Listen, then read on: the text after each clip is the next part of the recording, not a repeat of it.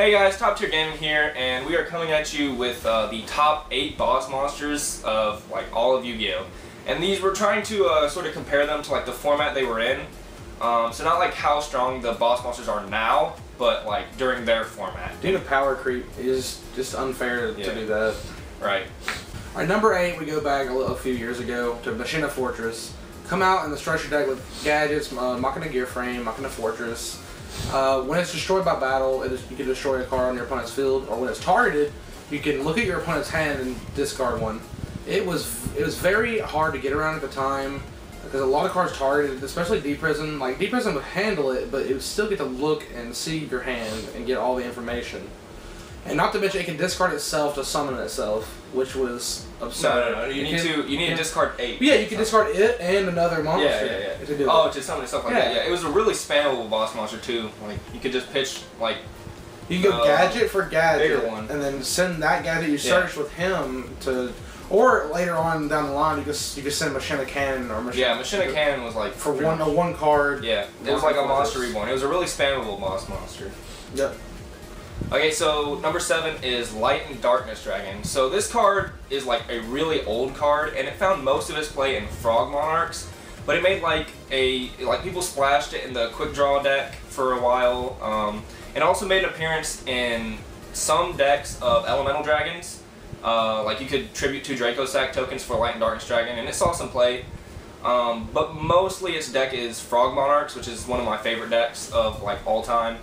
The deck would just dwindle your opponent's resources. Light and Darkness Dragon would dwindle your opponent's resources down to nothing. They would have to waste about 4 cards for Lad to stop negating. And if they couldn't out it, like Swap Frog would just bring Light and Darkness Dragon back to your hand. You could resummon it.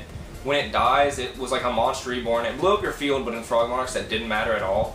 And it was just, you could bring their resources down to none, and you'd be playing with 6 cards, and they would have 1. It was a super, super powerful boss monster. On to number 6, this one wasn't really that long ago. It's banned at the current moment. We're talking about Shaddoll Construct, which had major synergy with all light monsters you could put in the Shaddoll deck and put BLSs, Chaos Sorcerers, Soul Charges with the Light Sworn in the beginning with the Super Poly variant.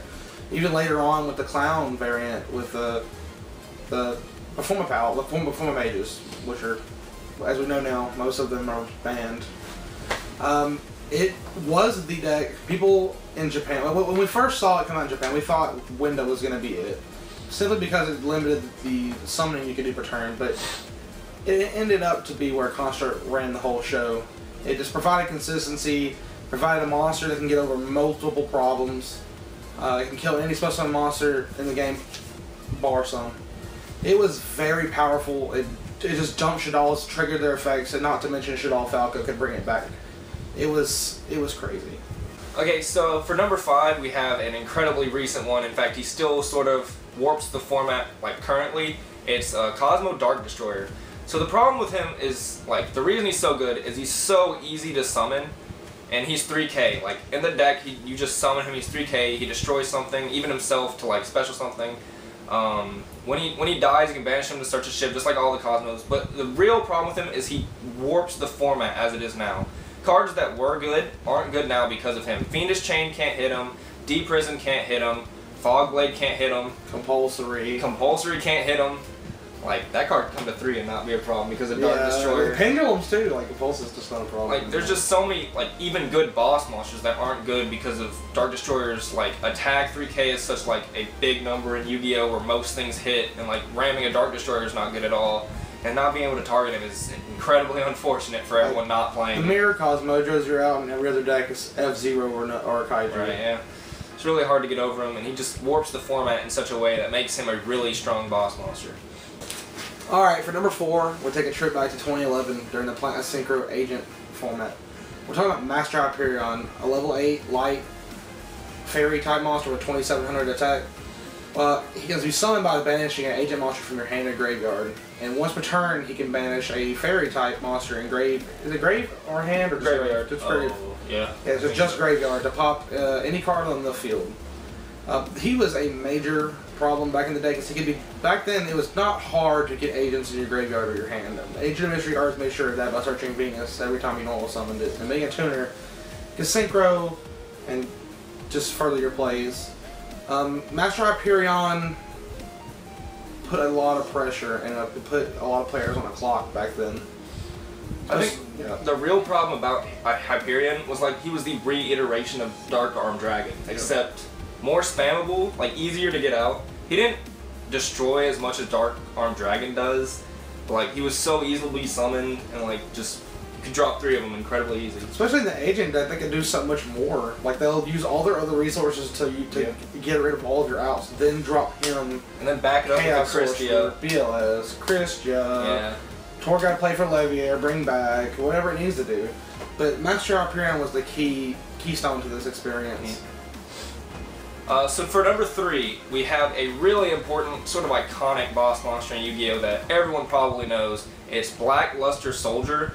So this dude was banned for a long time, I think around 6 or 7 years. Yes. And people were really worried when he came off the ban list. He jumped from like $5 to $50 because people knew him as the game ender card that like would ruin formats back then, like 2005-ish. He's incredibly strong. He's not so good right now because, you know, Dark Destroyer can't be targeted, 3K doesn't want to run into it.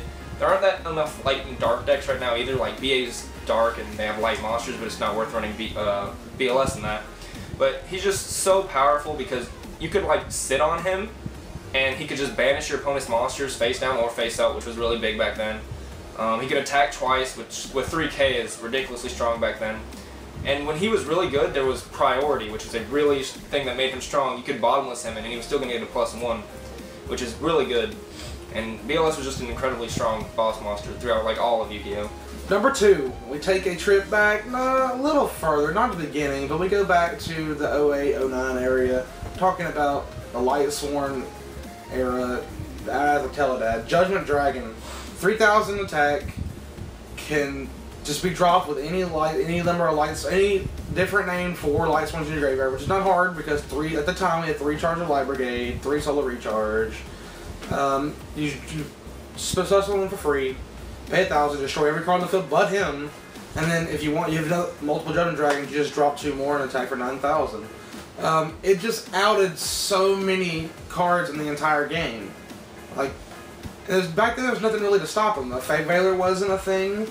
Solemn Warning wasn't a thing. Like, if Bottomless was, but if you had priority, so like if you had Bottomless, there's going to drop Judgment Dragon called priority, pay 1,000.